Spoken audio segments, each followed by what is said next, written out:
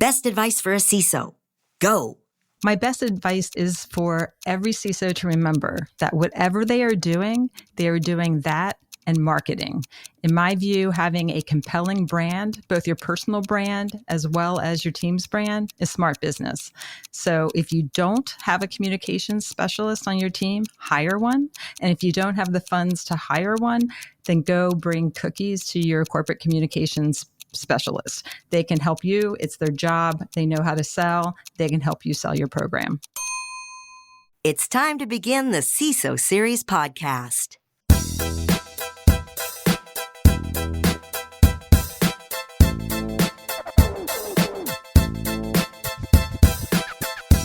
Welcome to the CISO Series podcast. My name is David Spark. I am the producer of the CISO Series.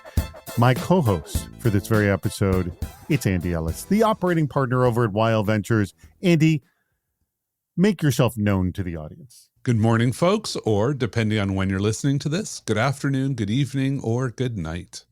That is his way of communicating to people all over the world who listen to this program. And I'm always surprised how literally we have listeners all over the world.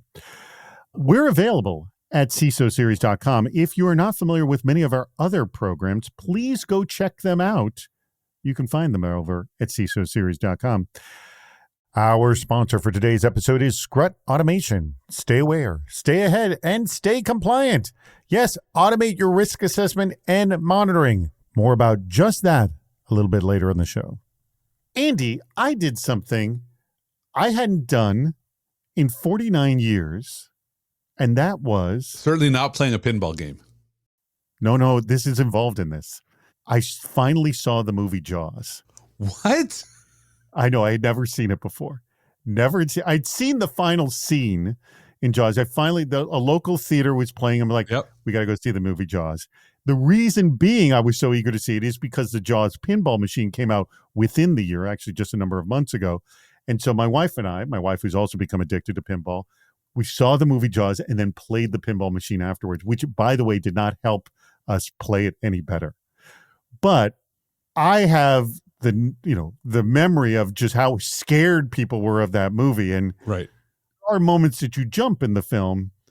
But by modern standards, it's not scary at all. By today's standards, no, not at all. Yeah, no, occasionally I do this. I'll watch like a 20, 30-year-old movie and I'm like, wow, that really did not hold up. Well, also, we have memories of things being scared of things, and I show it to my kids, and we're like, well, what is this? This is scary? They don't believe it. Also, the experience of being in the theater, dark, right? It's different than watching it on the television in the middle of the day as well. How old were you when you saw Jaws? I don't even remember. When did Jaws come out? 1975. So I probably saw it around when I was 10 or so. I mean, not when it first came out, but... Yeah. Yeah, it was terrifying. I remember being freaked out. I would not go in the water for months, and I grew up in LA, and so you have access to beaches, and I'm like, yeah, no. And to this day, I'm very skittish about sharks. Well, here is my brush with greatness. The film was shot, as I understand, on Martha's Vineyard, correct? I believe it. Yes. Sounds right. I believe it was shot on Martha's Vineyard. Our neighbors had a house there. And supposedly, and I have no idea where it is, I couldn't tell you where the frame is, but supposedly their backs appear in Jaws. Okay. That's my brush with greatness. Well, actually, I've got one. The Patriots tweeted out a picture for 4th of July of like the flag being held on the field, and I'm in the picture. That's cool. So it's kind of cool to actually have like, oh, there's my picture being tweeted out by a major brand. Now, granted, I'm like these tiny pixels. You only recognize me if you know it's me. All right. Let's bring on our guests, because this has nothing to do with security, anything that we're talking about. You heard her at the beginning of the show, and now I'm going to officially introduce her. She is the CISO of the Carlyle Group, none other than Bethany Delude. Bethany, thank you so much for joining us. Andy, it's my pleasure. You too, David. Thank you. I'm glad that you... I'm up here celebrating with joy that I got first billing there. A CISO's tale.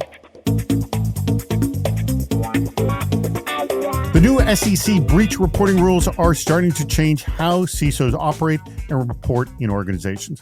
Grant Ross at Dark Reading cited a report from Splunk that found that over 90% of respondent CISOs are now regularly attending board meetings. That's good. We've talked about the importance of CISOs being storytellers before, but this seems more imperative than ever when talking to the board. So let's get into specifics. Andy, I'll start with you. What are the architectural elements you need for a compelling story? Do you start with the action or emotion you want to evoke and back it up from there? Like, I want to know, like, what are the elements we're thinking about when we're going into that board meeting? So I think it's a fairy tale, right? If you take the structure of the modern fairy tale, that's basically what you want to have as your elements, which is you need to have a protagonist at risk, right? That's whatever your asset or your business unit or system is.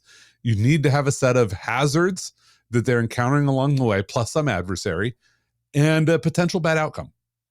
And once you have that structure, and then an important thing is, and the reason I like to say fairy tale versus any other form of story, is that fairy tales actually always downplay the risk, right? You make it consumable, and you always make it that you were reasonable in not going over the top.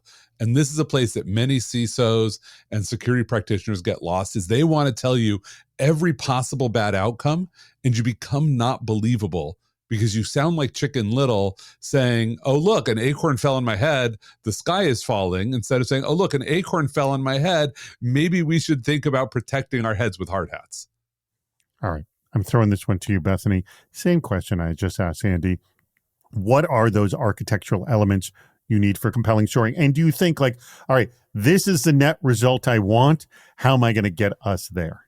Yeah, I'm going to actually kind of pull the thread on something Andy said, which was really drilling down on the word consumable, because I think that's really the key word in this fairy tale.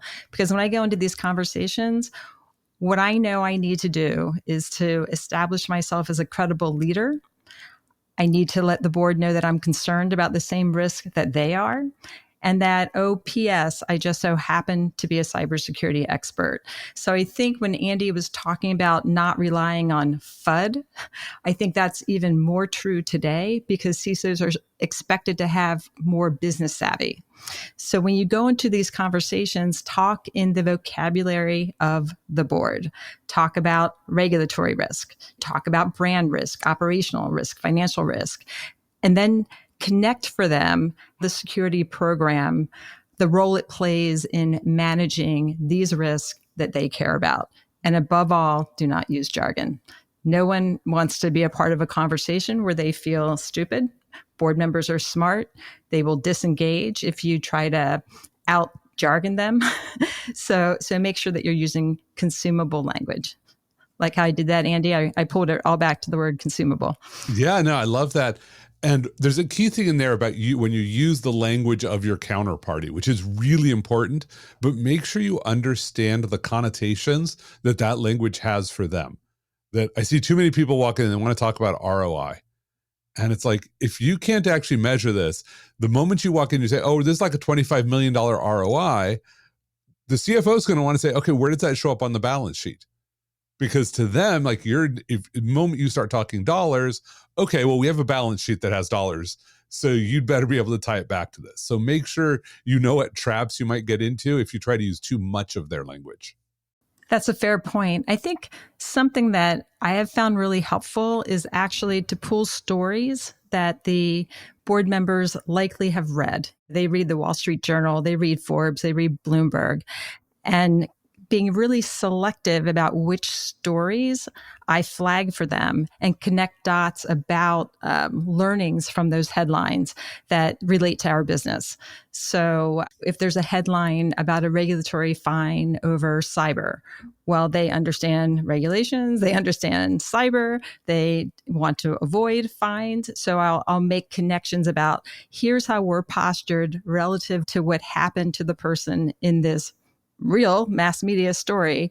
And here's what we need to, some ideas we might want to consider to even further reduce the likelihood that we could appear in a similar story. Yeah, simple hack here. Set a Google alert for all of the companies that your board members are either employed at or are also board members on, because when they're in the headlines, just use those headlines. Good tip. That's terrific. I know what my homework is after this session. What annoys a CISO? Cybersecurity professionals are very passionate and have strong opinions, especially for issues that don't have great importance.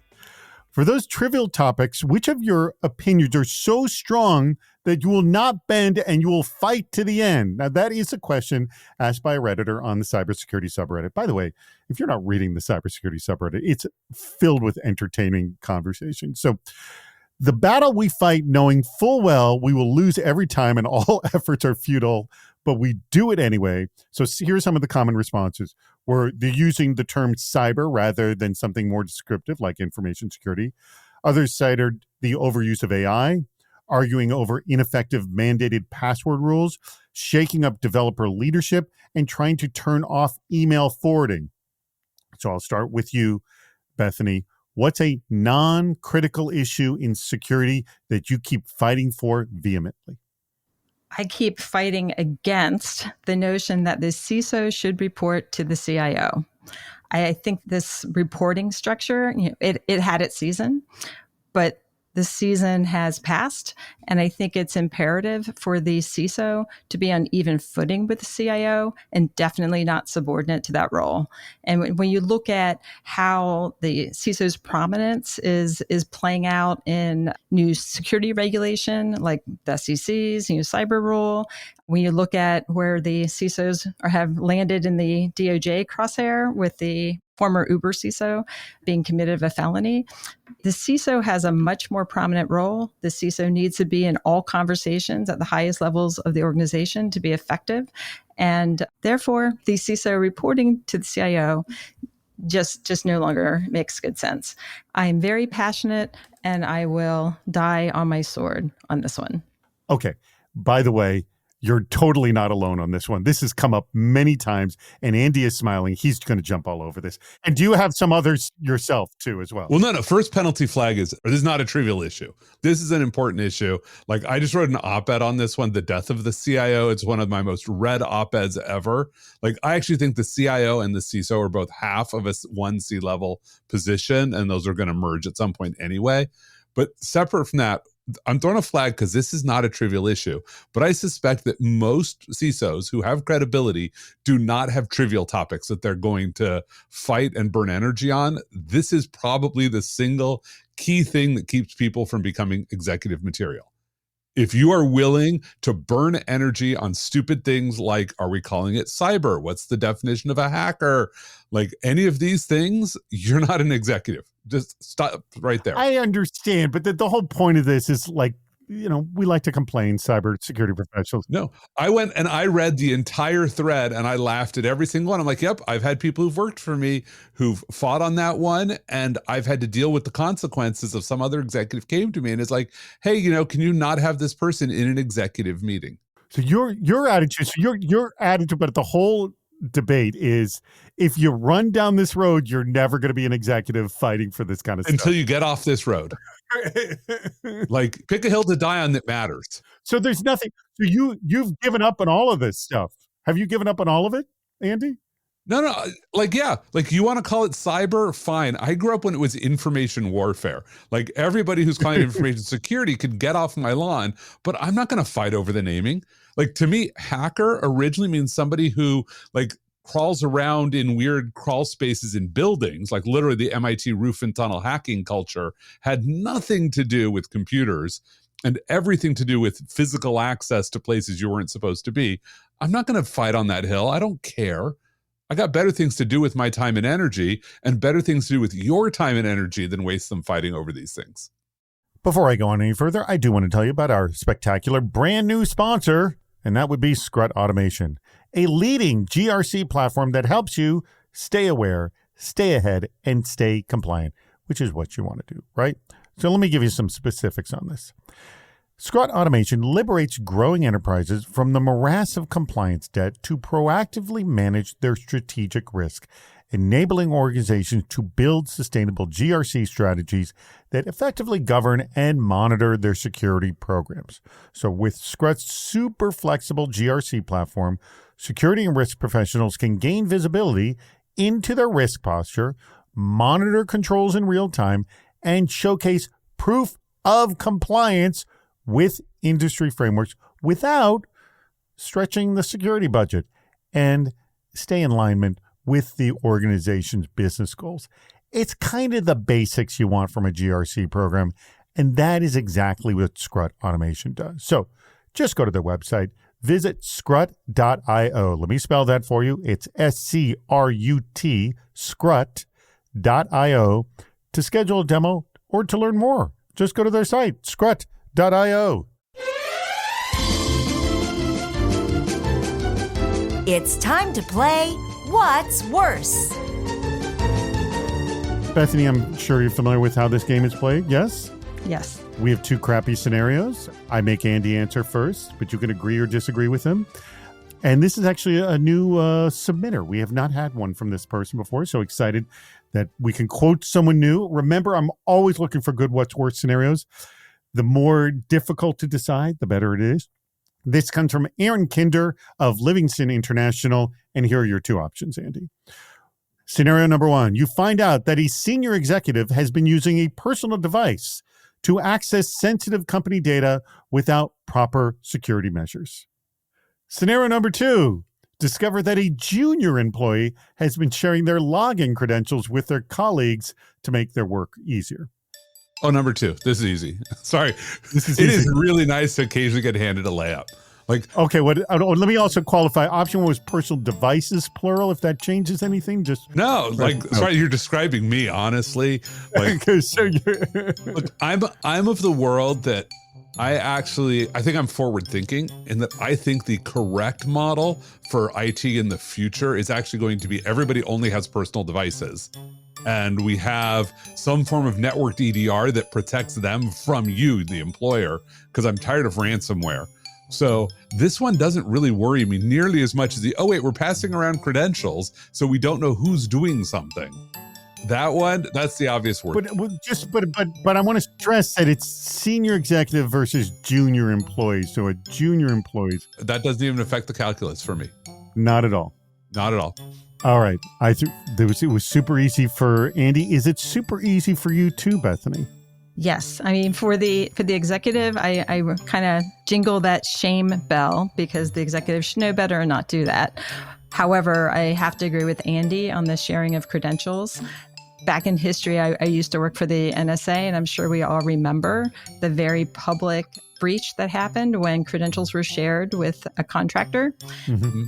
That is much more devastating a situation than an executive using executive privilege to work around some controls. And that actually ties right back into the ransomware problem that I just discussed. Yeah, I mean, look, there are enterprises in which like using a personal device is seriously a problem, but it still doesn't even come to the level of sharing credentials. But the thing is, hold it. But here, I'm just going to still argue this with you. Okay. It's the executive with the personal device not following any of the proper security procedures. So Maybe not following any of the proper security procedures. they're not following any of the proper security procedures. Therefore, letting their personal device be very susceptible. Now, this is an employee sharing with colleagues that are supposedly all on the same page. So it could conceivably be staying in a bubble. Now, if you're sharing your credentials, like that means that everything is on the table for you. Like this is not even a slight slippery slope. Like the sole root of trust we have in a company is your identity, and it's tied to your credential.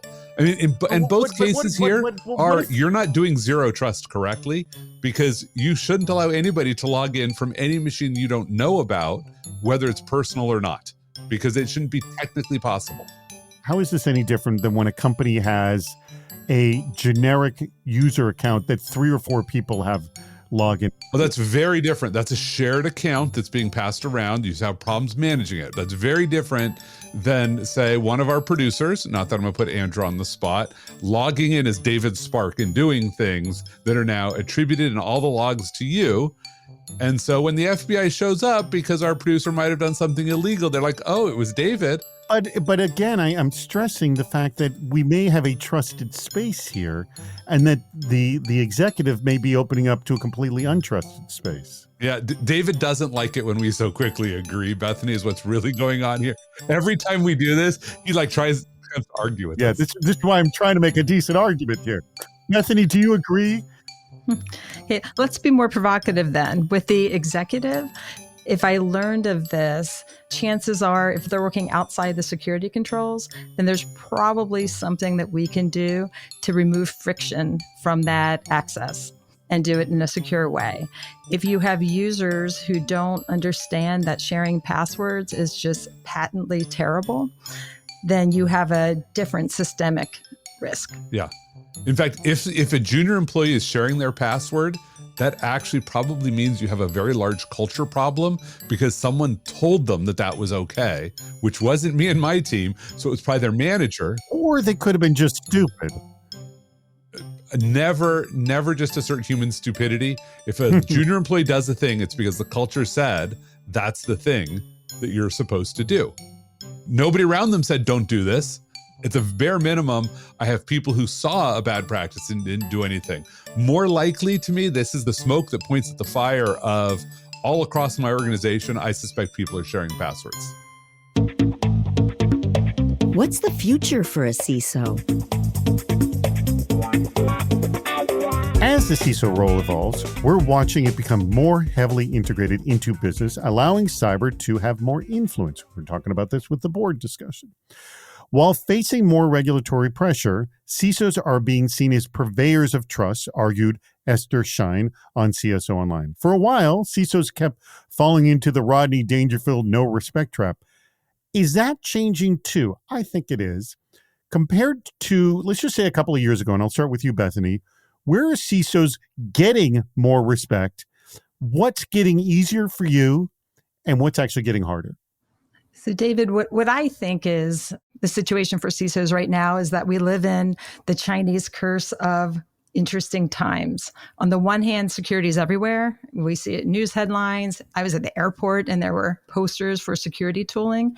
And you even have podcasts, immensely popular podcasts dedicated to the topic. And by the way, I see many of our sponsors advertising at the airports too, which I'm always amazed by.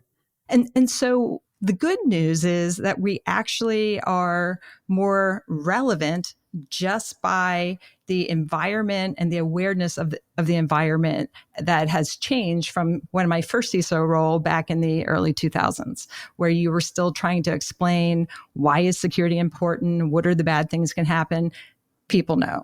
So that part's really good. And you're getting the opportunity to be in rooms that previously you would not have been in. You wouldn't be in the boardroom. You wouldn't have a security steering committee. There's a lot of, you wouldn't be talking to investors. They wouldn't have cared. There's a lot of things that are getting easier as folks understand why cyber and cyber health is a strategic imperative.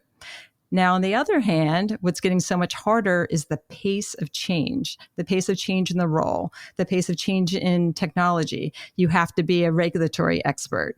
You have to be a privacy expert. You have to be a business continuity expert. You have to be an expert on novel technologies for which there still isn't expertise, because security is sometimes how you evaluate a novel technology lags behind how that technology wants to be used. So it's a tremendously high-paced environment in a way where you can no longer completely understand your ecosystem. You have to have great people, and you have to rely on external experts as well. And that's different. I used to know the entire stack inside and out. Very good point. Andy, and I agree that things are looking good, but worse at the same time. Yeah, I think that it used to be that the CISO was seen primarily as this technical voice in the wilderness that kept running around trying to yell stop, but like a day late and a dollar short. You were trying to get risks addressed after the train was already left the station, and that just didn't work. And I'm not saying it's all roses now, but the challenge is instead of chasing down individual trains, we're now responsible for looking over the entire travel ecosystem. So there is no company that says, oh, this part of our business security shouldn't care about at all. Whereas I recall 20 years ago being told, well, you shouldn't worry about this. Like literally like an HR professional told me that I shouldn't care about personnel security, not my problem. And I'm like, really? I'm pretty sure I need to care not only about the security of our people, but of their data and of how they get access to our buildings and all of these things. And that was just a battle, was to have a seat at a minor table. And now the problem is we have access to too many tables. and we have to figure out which ones to invest our time in. And that's why you need that communication specialist. And I would also say that I think the communications is happening in the mainstream media. I've mentioned this many, many times before. There was a time that the cyber stories would hit the trades first, bubble up to the mainstream, like your New York Times and Wall Street Journal. And it's reversed itself where it hits the Wall Street Journal, New York Times first. Your CEO will come to you and go, hey, do we need to worry about this? Something they saw. And then what happens is the trades dive deeper and make sense of the story. So in a sense, the fact that this is becoming front page news, like you reference, it's sort of helping elevate and get us out of the essentially Rodney Dangerfield scenario. Bethany? That's exactly true. And I also think we should touch upon one other area that has significantly changed, and that has to do with CISO liability. Historically, those of us who were CISOs understood that if there had to be a sacrificial lamb after a data breach, that we were going to be it. We would likely be the person who got fired, even This is a good point. Even though, if you went through the audit trail, we probably asked for the investment that wasn't made that led to the breach. But that's a different issue. Well, now we have a whole different kind of liability. It started with personal criminal liability when you looked at the Uber case, and now it has moved on to personal civil liability when you look at the situation with the SolarWinds CISO. That's new. That's a big shift, and it's having some unintended consequences to the industry, like to the CISO profession. I've known some great people who have stepped away, and I know some great people who will not step up because they don't want to take on that liability. And that's new. That is new. You always want it. This was your big aspiration as a cybersecurity professional. Yeah, I'm hoping the Tim Brown case resolves in the way it ought to, which is this is a massive overstep by the SEC. That they should never have gone after him. And thankfully, one of the recent Supreme Court rulings says that he gets potentially means he'll get a trial in front of a jury of his peers and not inside some secret SEC court. So we'll see if he avails himself of that. But I'm less worried about the Joe Sullivan case. Like, I don't think that actually sets a liability precedent for most of us. There were enough shenanigans between Uber and Joe that I don't think we need to worry about that. But Tim functionally did nothing wrong and was not a CISO. And the SEC going after him is having a chilling effect on our industry. 100%. That was homework I gave to every CISO that I know. Like, actually read the complaint, read every single word of that complaint. And if you don't see yourself in that complaint, you haven't been doing your job. Yeah. Right. The complaint is that Tim Brown told his management that what they were doing was not appropriate. They went and did it anyway, and now he's liable.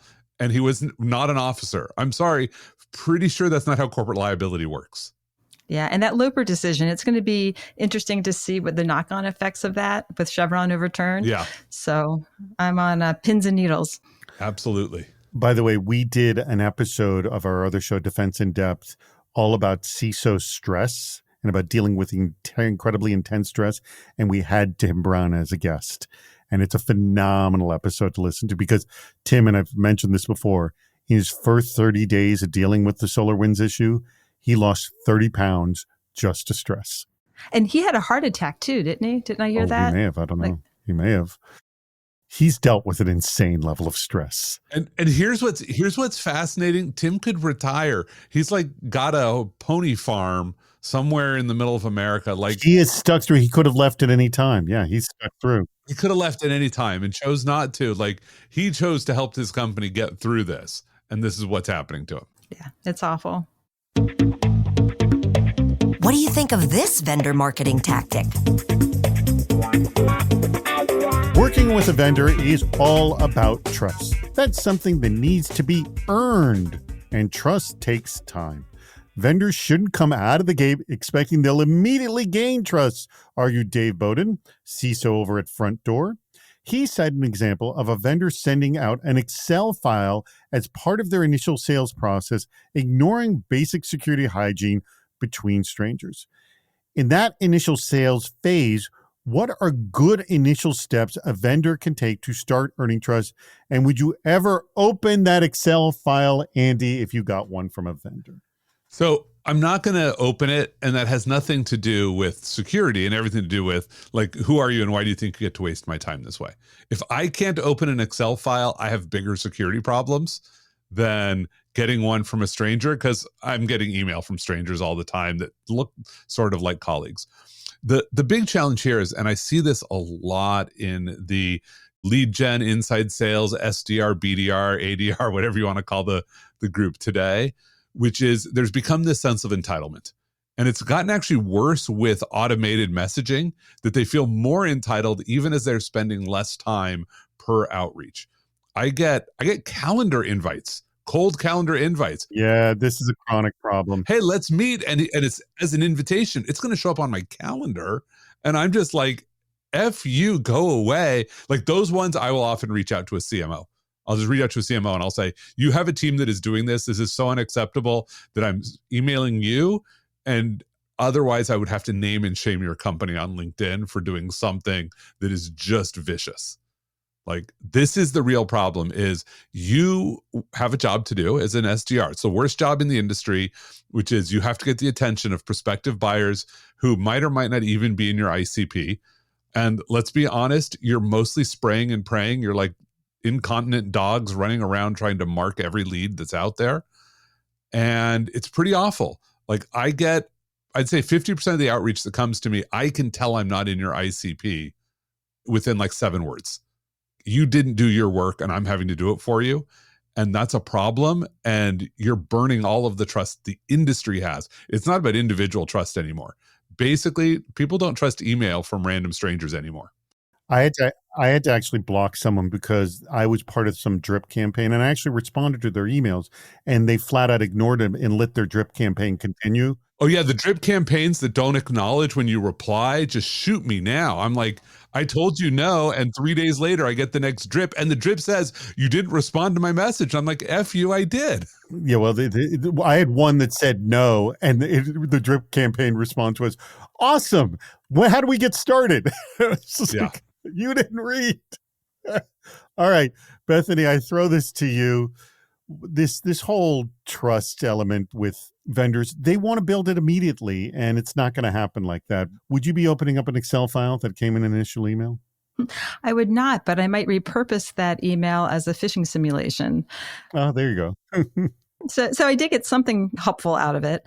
The problem is really, I mean, you both nailed it, is that it's vendor spam and not a differentiated messaging touch point. It's not about building a relationship. It's kind of how bad actors work. If I throw out 1,000, I just need to get one. Well, I don't want to be 1 in 1,000. I want to be the one that you paused, thought about, offered me something of value, and stood out from the pack.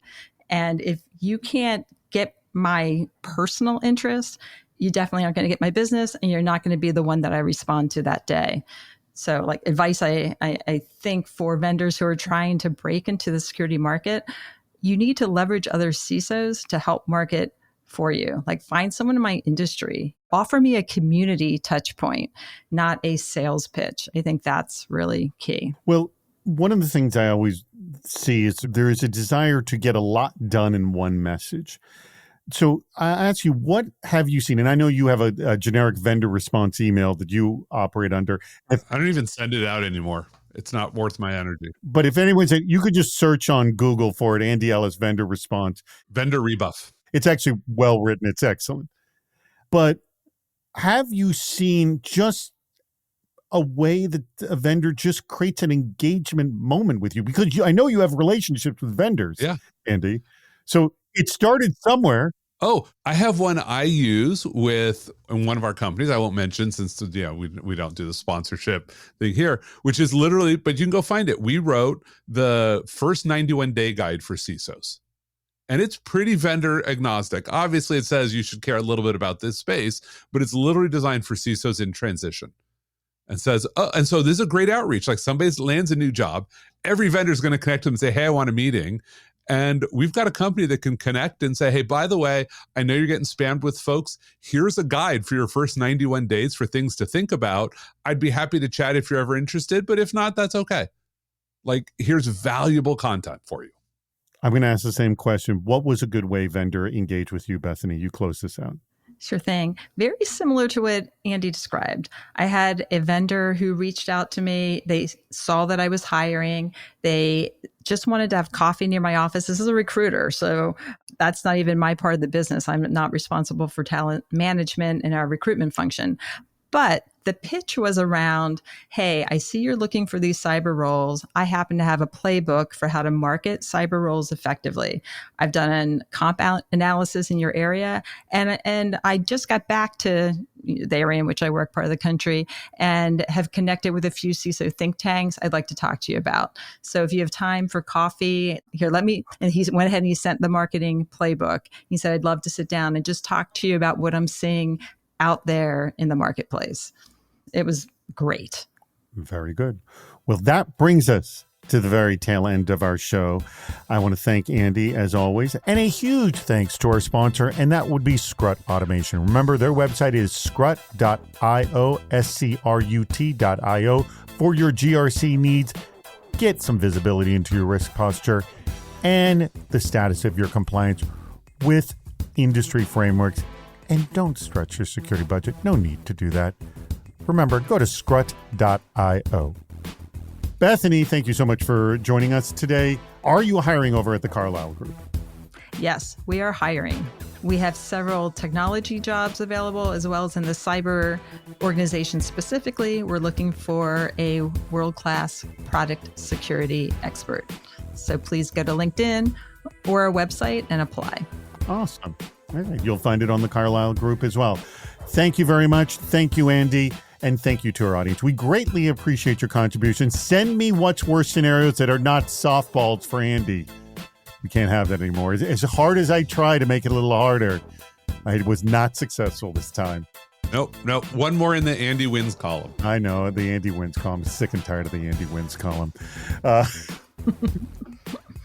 We greatly appreciate you listening and contributing to the CISO Series podcast. That wraps up another episode. If you haven't subscribed to the podcast, please do. We have lots more shows on our website, CISOseries.com. Please join us on Fridays for our live shows, Super Cyber Friday, our virtual meetup, and Cybersecurity Headlines Week in Review. This show thrives on your input. Go to the Participate menu on our site for plenty of ways to get involved, including recording a question or a comment for the show.